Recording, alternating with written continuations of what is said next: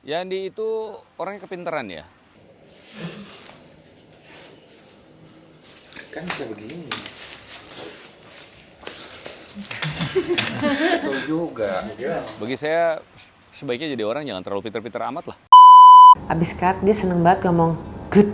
Kalau dia suka banget dibilang good acting. Kalau enggak, oke, cut gitu. 5, 4, 3, 2, bongkok.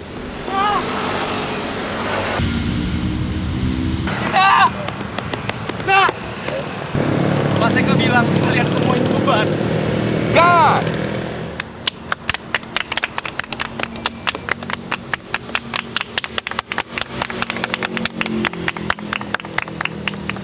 Bagus sekali!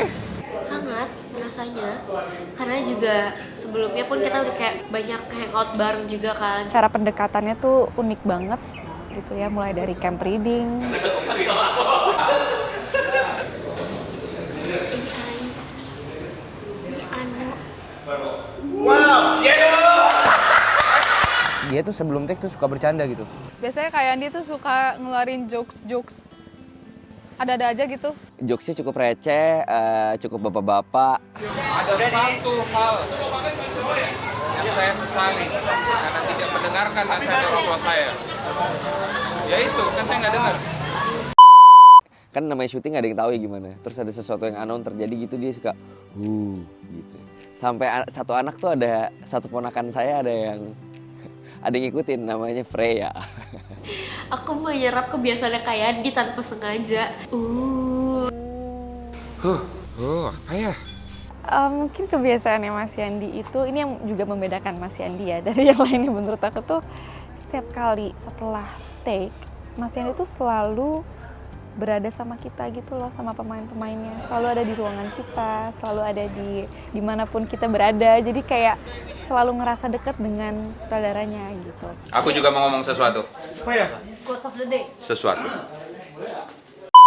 Dan dia sangat memanusiakan. Itu kayak kita dianggap sebagai anak. Mas Hendy selalu bilang, aku tuh ngerasanya pada saat aku punya aktor, itu sama aja kayak baru punya anak.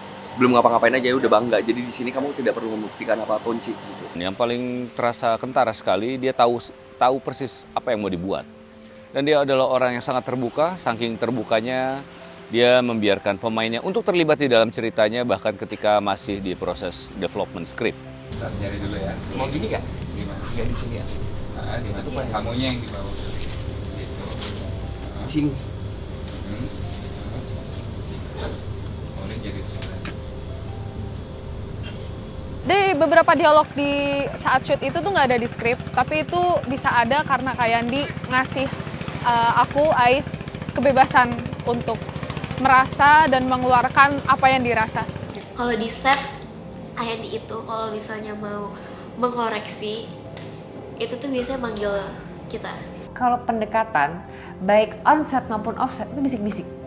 Dan dia tuh kalau misalnya ke set pun selalu ngebisikin aktornya, bukan yang ngomong gitu, teriak di depan publik gitu. Dia nggak teriak, wah lu tadi kurang ini boleh coba. Maksud dia supaya intim dan tidak merendahkan.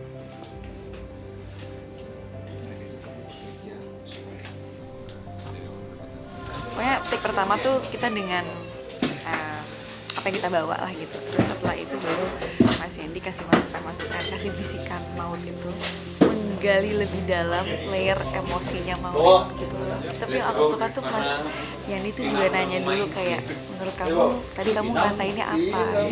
Seru banget kamu sih dengan ke bawah. Saya suka kalau tiap orang gitu. Apa ya? Saya tuh tidak berusaha meromantisasi proses syuting dan acting gitu, tapi memang akhirnya yang ditakutkan tuh bukan apakah dia achieve certain emotion yang kita bayangkan, tapi apakah kita semua secara kolektif berhasil memahami perasaannya Nina dengan tepat gitu. Nina gak mau nyusahin kakak lagi, Kak. Nina udah cukup jadi beban kamu kok, Nina. Nina bisa kok hidup sendiri. Kalau emang Nina mau, Nina bisa. Nina, Nak, Kak.